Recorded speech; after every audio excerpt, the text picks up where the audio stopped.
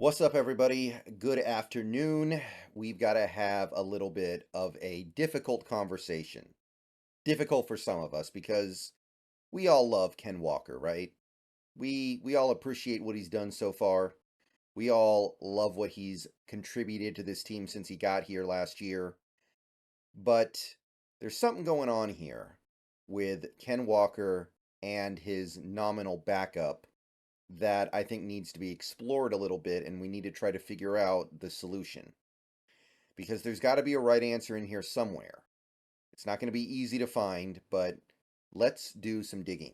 So let's start on the very basic level. Let's start on the very surface and then go deeper from there. Ken Walker, I got his stats up on screen. His yards per carry average this year is down half a yard. It was 4.6 last year, which is really nice, really good, really solid. And then this year so far, it's been down at 4.1, which is tolerable. It's okay. It's decent. It's workable. But it's a significant step down in yards per attempt.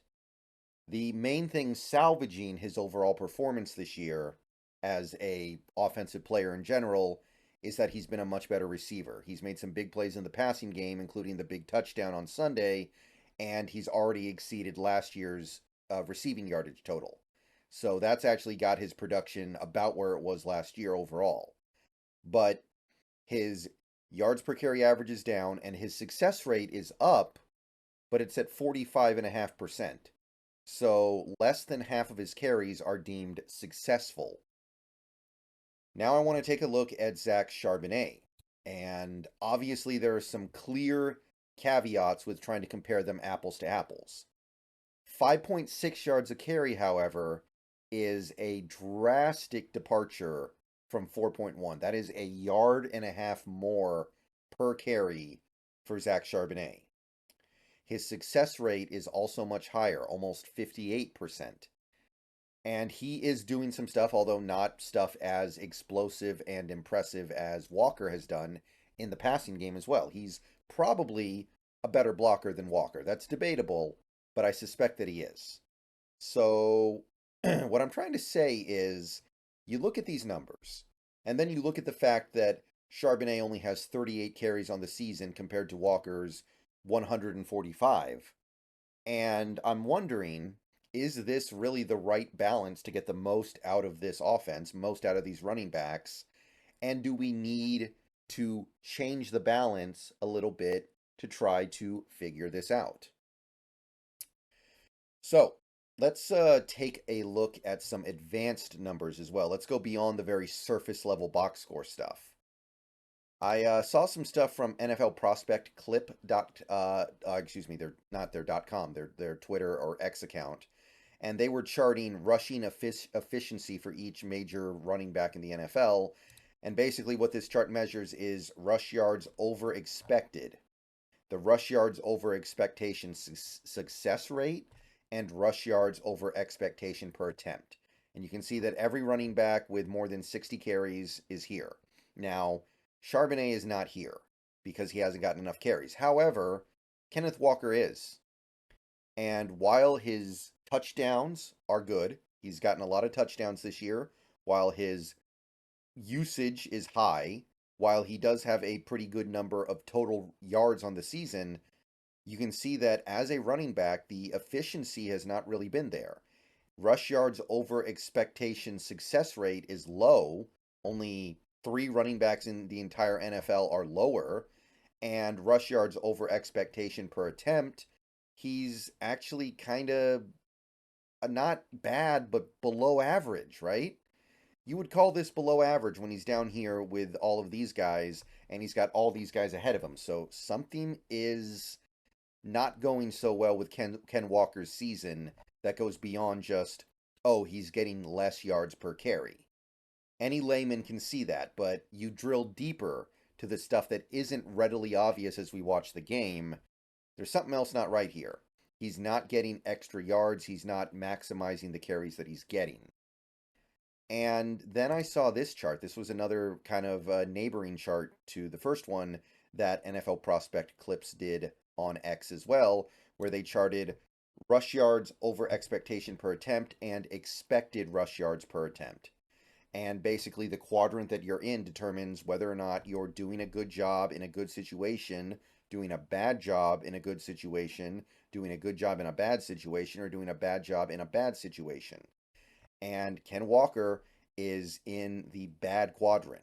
He is getting good looks, but underperforming. He is not where he should be given the opportunities he's getting to get yards. This is something I talked about a little bit a week ago, maybe it was a couple weeks ago, but I talked about this prior, and a lot of people said, I think it's the offensive line. It could still be, but I got to be honest. I look at this and I think there's at least a little bit of a shadow of a doubt here. So maybe Ken Walker is doing something imperfectly that is causing this. I think what it is, if I had to try to diagnose this, because I don't think Ken Walker is a bad player or a bad running back or he's doing anything radically wrong. I look at this offensive line and I see an offensive line that is moving towards a zone blocking offensive line, but it's not there yet. And we have a coach that is a head coach, rather, excuse me, that really likes to run it up A gap and B gap. He likes to keep things very simple with his rushing attack. So you've got interior offensive linemen that really are not zone blocking guys. The guys on this offense that are zone blocking guys are the tackles. And our tackles have missed most of the season. The guys who have played most of the season are the guys in the middle. And even those guys have missed time. But a majority of the snaps, a pretty large majority of the snaps, have gone to guys who don't move that well. Guys like Stone Forsythe doesn't really move all that well. Guys like Jay Curhan really doesn't move all that well. You've got guys like Evan Brown who, hey, he's playing good. I like what he's doing overall, but he's not really a move center. He's not really a zone blocking guy. He is somebody who is more likely to go mano a mano. And bottom line is, the interior of the offensive line is the area where Waldron is still kind of working with stuff that he inherited. Damian Lewis was drafted before Waldron got here. Phil Haynes was drafted before Waldron got here. Now, we've had opportunities to move off Haynes and we haven't chosen to do it, so I don't know if that really applies. But neither of those guys, I don't think, are really what Waldron wants in this offense.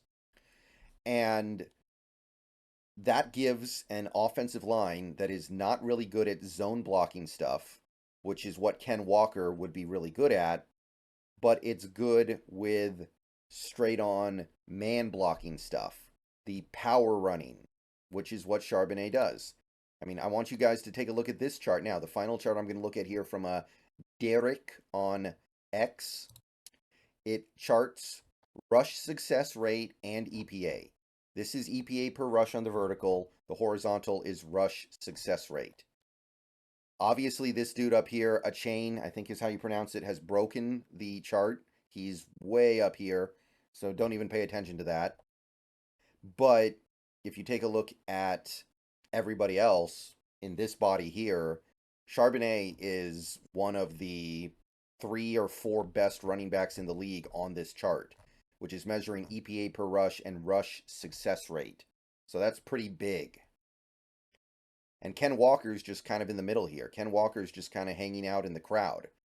Not bad, but not especially strong either.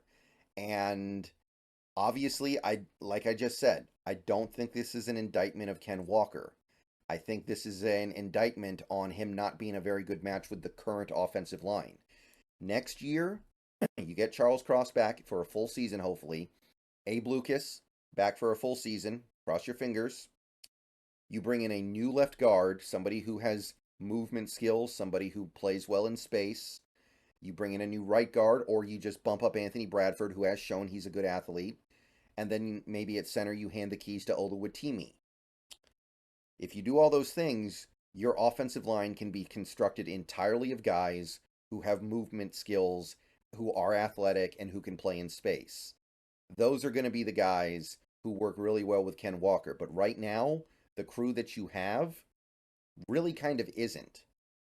And I had one of my viewers, Michael Centalonza, point out in the post-game stream after that Washington game that the current crew is better at just mono-a-mono blocking than zone blocking. And after looking at this, I think the conclusion is he's correct, which is too bad because that's not what we want to do. But the fact that Charbonnet is having so much success indicates that it's probably the case for now. And part of that is because of injuries, but part of it is because we haven't had the chance to fully construct the offensive line yet. But for now, my point is Charbonnet probably needs to get the ball more. And Walker, if he's going to continue to get the ball the way that he is, he probably needs to get it the way he got it against Washington on that pass, where we screen the ball to him because he's shown he's so good on those plays, where we dump it off to him. We use him as a safety valve or a screen pass player. I think that's probably going to suit him a little bit better because it gets him in space where he can go to work on these defenders trying to make them miss. Now, don't get me wrong. If you give Charbonnet the ball more, numbers like this will go down. Law of diminishing returns. But where is the sweet spot?